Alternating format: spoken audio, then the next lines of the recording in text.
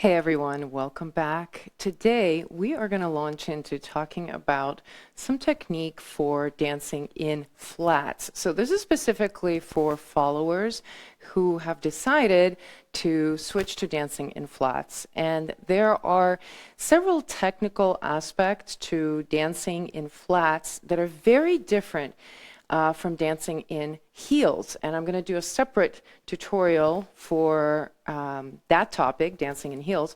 But today, these are some of the fundamental techniques that you need to keep in mind when dancing in flats.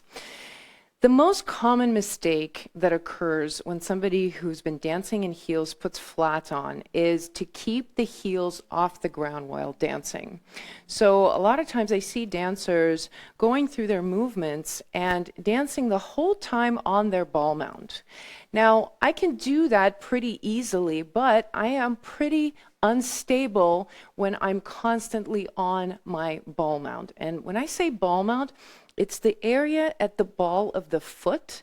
So when we're saying dancing on your toes, we typically really mean that we're dancing on the ball mount. So if we continue to dance like this the whole time without putting the heel down to the floor, what ends up happening is your feet end up hurting quite a bit very quickly.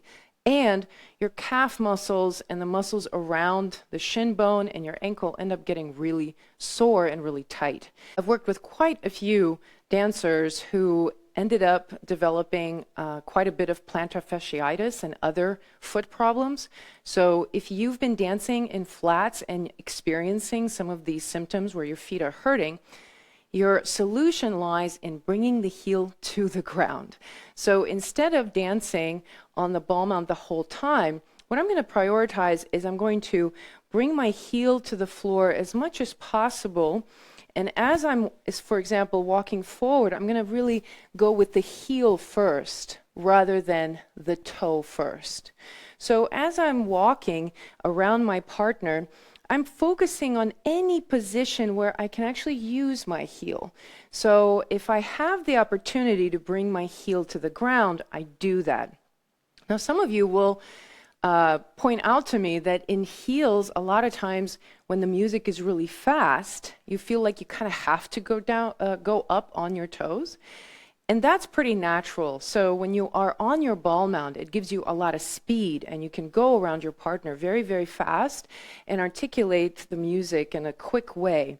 So you want to have that range available, but it shouldn't be your default way of dancing, because any time that we force the body to hold a position without creating some sort of a release, then we fatigue the muscle quickly and it causes a lot of strain. So when it comes to using the floor when you're dancing in flats, I want to be able to use the heel so that it helps me.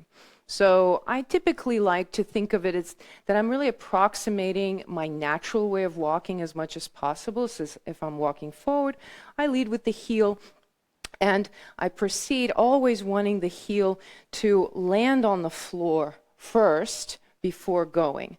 Now, when I'm going back, I'm still going to project my leg, but I'm allowing myself to go back until my heel reaches the floor. I'm bringing my heel to the ground here, but you might say, well, I need to be ready to pivot, but look at this. I can still pivot. The difference is that I'm not bringing my weight all the way until all of my weight is in my foot evenly.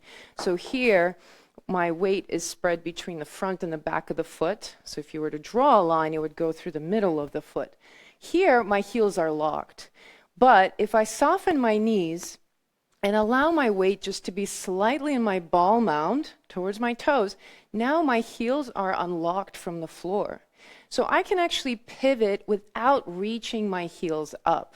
This is another very common mistake, that there's a reflex any time that you need to pivot to go up to clear the ground so that the heel comes up. So when you're going to pivot in flats, you don't need to go up. You just can bend the knee a little bit, and then your heel will automatically be clearing the floor. And so that way, for your regular pivots, 90% of the time, you don't really need to go up very high.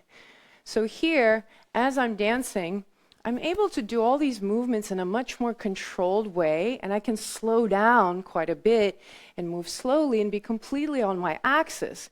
Whereas if I was on my toes, it would make it a lot harder for me to stay balanced, and I have to do a lot of adjustment in my upper body. The last thing I'm going to point out is that you really want to make sure that your knees stay unlocked as much as possible.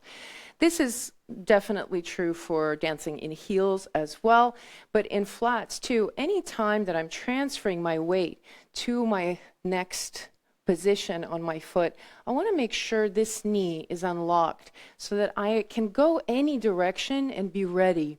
And you see here how I'm pivoting, but my heel is not really coming up off the ground. So I'm really allowing myself to stay grounded. And anytime I'm thinking of pivoting in flats, I'm thinking about going down rather than up. And when I'm going down, my heel at the same time goes up. So it's like in the moment of the pivot, the heel comes up and my knee slightly softens. So the height of my posture doesn't change. I don't change level and go up. It actually stays the same, but what changes is that my heel and my knee bend, and so it creates this kind of balancing, okay? So the knee bending with that heel slightly coming off the ground is really the trick to give you a lot of stability. And this is what I love about dancing in flats, because it becomes so easy and your foot gets a rest. So sometimes you'll go up on the toes for a few steps because you want to show something, but then as much as possible you get back to the floor so that you give your foot a little bit of rest. Every opportunity you get, moving the foot through the full range of motion and allowing it to fully relax as much as possible is going to be a really important key to dancing in flats. That's how you really get the benefit of dancing in flats. Now, I know some of you are going to tell me that dancing in flats with somebody really tall requires you to dance on your toes. So that is perhaps true to a certain extent if there's a huge difference in height, and you might find that you have to go up a little bit more on your toes.